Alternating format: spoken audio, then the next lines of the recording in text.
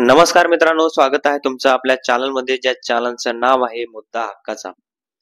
मित्रांनो, एस-आय-टीच्या हाती आता सर्वात मोठा क्ल्यू किंवा सर्वात मोठा पुरावा हा सापडलेला आहे.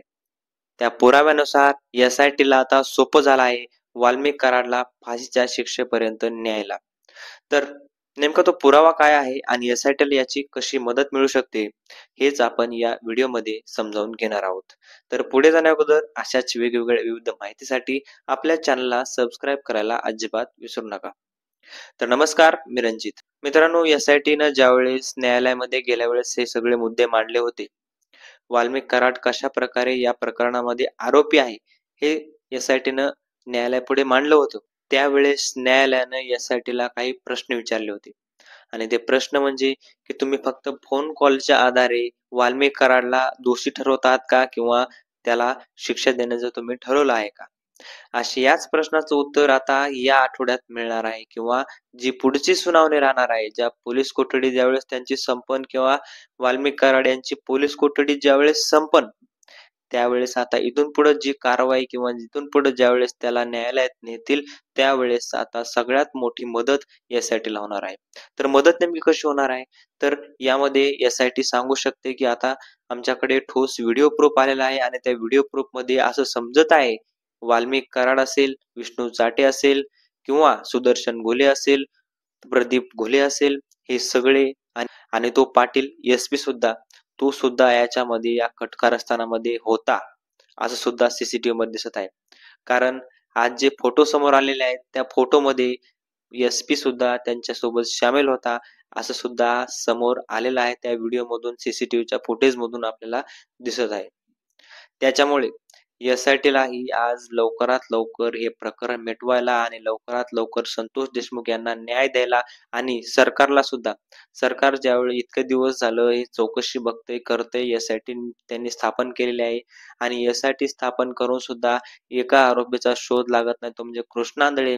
आणि अशातच आता हे पुढे आलेलं फुटेज, याच्यामुळे नक्कीच एस-आय-टीला किंवा सरकारला ही मदत मिळणार आहे की वाल्मिक कराड सिद्ध करायला की न्यायालयामध्ये कशा प्रकारे वाल्मिक कराड आणि त्यांची जे टोळी आहे, त्यांनी हे सगळं कटकारस्थान रचलेलं आहे.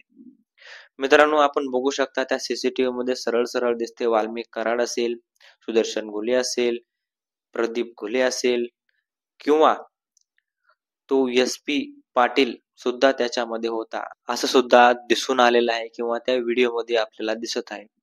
म्हणजे पोलीस सुद्धा विकाऊ झाले होते, किंवा अजून सुद्धा त्या पाटलांचे सुद्धा स्वयंसेवक म्हणणारे पोलीस सुद्धा असू शकतात बीडमध्ये, बीडच्या पोलीस स्टेशनमध्ये.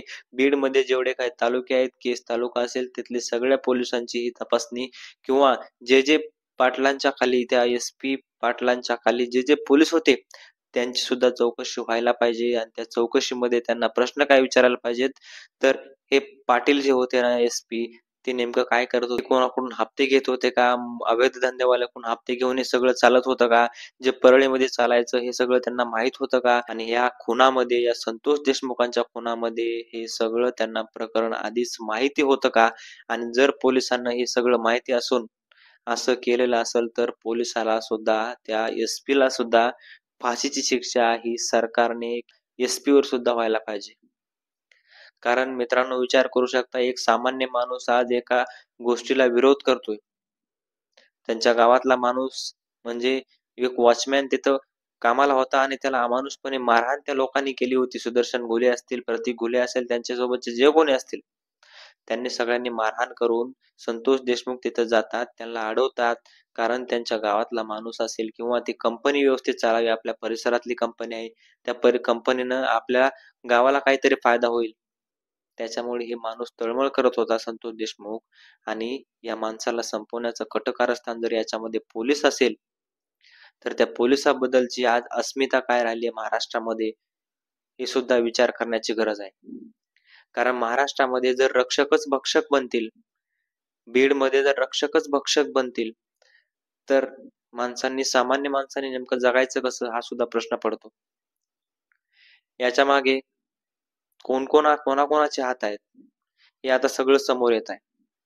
आता आका असेल, किंवा आकाचे चेले असतील, हे सगळे त्या सीसीटीव्ही मध्ये दिसत आहेत, आणि या सीसीटीव्ही मुळे न्यायालयासमोर मांडायला SITला हे अगदी सोपं जाणार आहे.